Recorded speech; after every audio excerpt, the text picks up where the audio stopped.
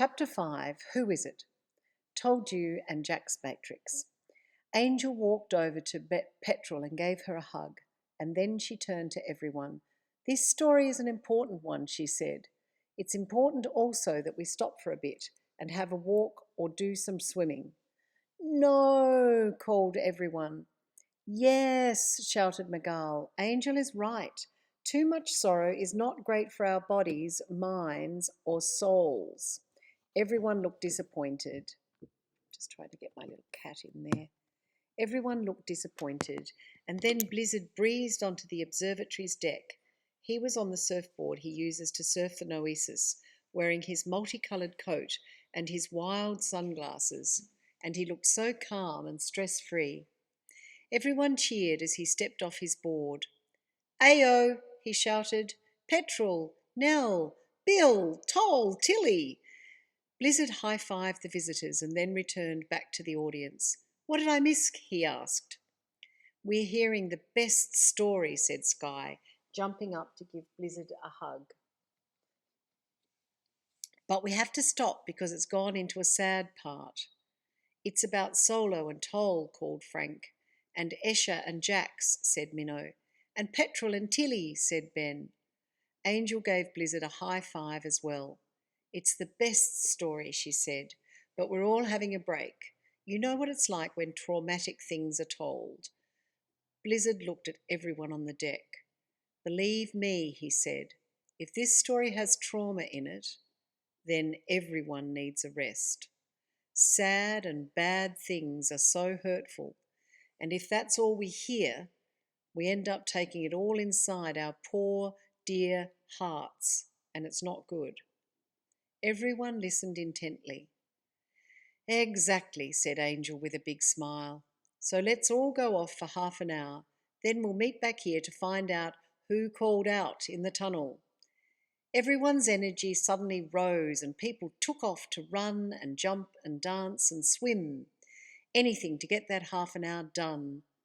They badly wanted to know who'd called out in the tunnel. "Should I prepare a feast for when they return?" asked Darling, rushing up to Angel and Magal. "You are the best," said Angel, kissing Darling's tiny flamingo head. "Absolutely," said Magal, kneeling down to thank her. "I'm very pleased you can walk again," whispered Darling. "Thank you," said Magal. Darling raced off, leaving a trail of pink feathers. "Are you all right?" Angel asked Petrol. "Mostly," said Petrol, "but I might ask someone else to read for a bit. It was such a terrifying time." Magal nodded. "You've done so well," he said. "Thank you," said Petrol. "I'm opening the observatory's long slide," said Angel, "so let's all shoot down to the beach for a swim." Everyone who hadn't left via other avenues headed for the slide and shot down its wild curves until they reached the hot sand. Soon there were loads of people on the Marescimar beach, shooting up and down the waves that had appeared as if by magic. "Boards!" shouted Angel, as surfboards appeared for everyone. "Now, ride those waves," called Angel. After half an hour, everyone was back on the deck, ready to continue the story. Darling and the Time Fairies had served up the best feast. Plates were piled high, drinks were served, and people were ready to continue the story. "Could I have a turn reading?" asked Tilly, coming to sit with Solo and Bill. "Of course," said Petrol, handing her the manuscript and squeezing onto the couch. Tilly looked overjoyed to be sitting with her dad, her brother and Petrol. "I marked the right page with one of Darling's feathers," said Petrol. "Ready?" called Angel. "Yes!" shouted the happy audience. Opening the manuscript to the right page, Tilly stood up and said, "I'll just go back a few lines," and then she began to read. Nose stood up. "We have to finish this mess, that's what. We're going to stop them, aren't we?" His eyes flashed like coals. "Yes," said Petrol, putting her hand into the middle of the circle they'd formed. Each of the children put one hand onto Petrol's outstretched hand and they said in a low voice, "Do it." I think I'll change that to, and they all said in a low voice, "Do it." Every hair on Solo's neck bristled when he heard another voice boom loudly in the tunnel. "Yes, do it!" The children all stared at Toll and Solo. "You traitors!" hissed Petrol. "I hate you," whispered Nose.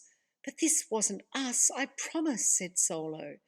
"It's too late to run," whispered Petrol, "but turn off those lights and get ready to fight." Waiting in darkness was terrifying. Toll couldn't believe that he and Solo might be captured along with the rest of the children.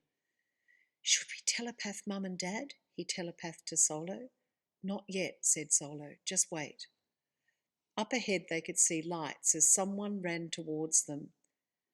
Where are you?" asked a voice familiar to Solo and Toll. Toll turned on his headlight. "Jax?" he asked. "What?" hissed Petrol. "Turn their light off now." "But she's our friend," said Toll as he hugged Jax. But Petrol was fuming. "How many more people know where we are?" she asked, not even looking at Jax. "Oh, no one told me you were here," said Jax, looking at Petrol. "I turned up as a surprise to these guys. I know they're always tunnelling, so I thought I'd join in. What's the game plan?" Jax was smiling her usual big smile, and because she's an ice witch, her body was radiating a sort of luminescence. "Are you an alien?" asked Squid. Jax laughed. "I'd like to be," she said. "I'm an ice witch." "From the land of ice and fire," said Toll, "but you mightn't know it."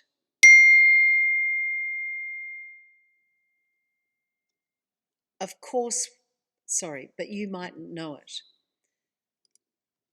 "Of course we know it," said Petrol. "We're from the island of flames." Petrol glared at Jax, who looked uncomfortable. "Yes," said Petrol, "you should feel bad." Solo frowned, not understanding what was going on. Jax sighed. "Our country turned away all the people from the island of flames." "Turned them away?" asked Toll. Petrol nodded. "We had to leave our island because there was a war," she said. "But it was really good there," said Nose. But it was really good there," said Nose. And then he looked sad and added, "Before the war it was."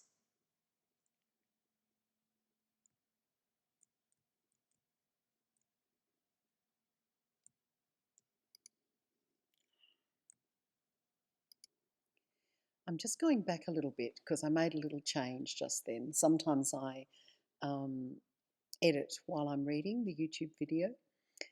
"Are you an alien?" asked Squid. Jax laughed. "I'd like to be," she said. "I'm an ice witch." "From the land of ice and fire," said Toll, "but you mightn't know it." "Of course we know it," said Petrol. "We're from the island of flames."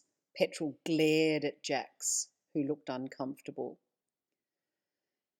"Yes," said Petrol, "you should feel bad."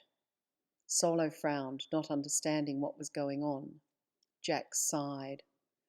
"Our country turned away all the people from the island of flames." "Turned them away?" asked Toll. Jax nodded. "We had to leave our island," said Petrol, "because there was a war." "But it was really good before the war," said Nose, and then he looked sad and added, "Then it was terrible." "Is that why you have flames on your beanies?" asked Toll. "Yeah," said Bullant. "It's our national symbol." The tunnel kids looked sad. "We had to leave," said Squid, looking at Toll. "But we couldn't find anywhere to take us," said Petrol with a frown. "The land of ice and fire turned you away?" asked Solo. "So did your country," said Jax. "Why?" asked Solo. "They say that our magic is wrong," said Petrol, "because it's different to yours. But surely magic is magic." Jax nodded. The Council of Ice Witches wanted your people to be allowed to stay on to stay in our land, said Jax. But the Council of Churches refused. What? Asked Solo. There are lots of churches, said Jax, that don't know how to be kind. Petrel spat on the ground.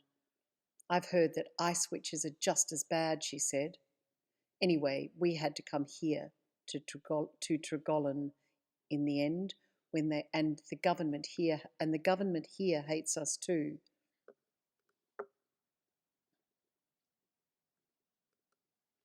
I've gone back a little bit again. Anyway, in the end we were allowed to come here, said Petrel, to Tregolan. But Jax is right. Your government denied us entry at first. They hate us too. They say we have to abandon our magic if we want to stay here. It's so wrong. Solo frowned. I didn't know any of this. Why would you? Asked Petrel. People like Isla pretend to let us onto your island, but once we're here, they treat us like dirt. Solo frowned. We feel so unwelcome, said Nose.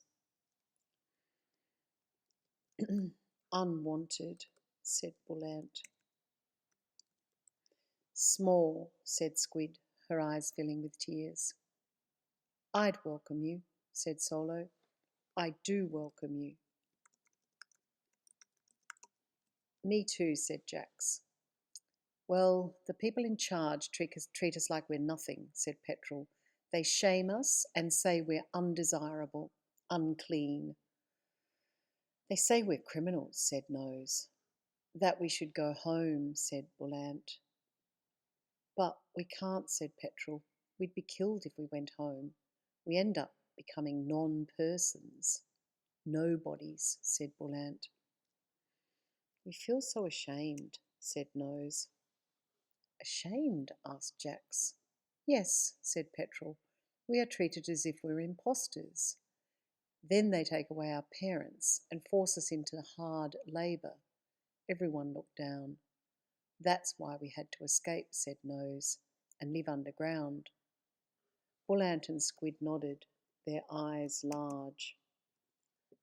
We do feel so dirty, said Bullant. Dodger sighed.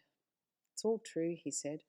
My dad told me, and then he was taken away for trying to help the kids left behind.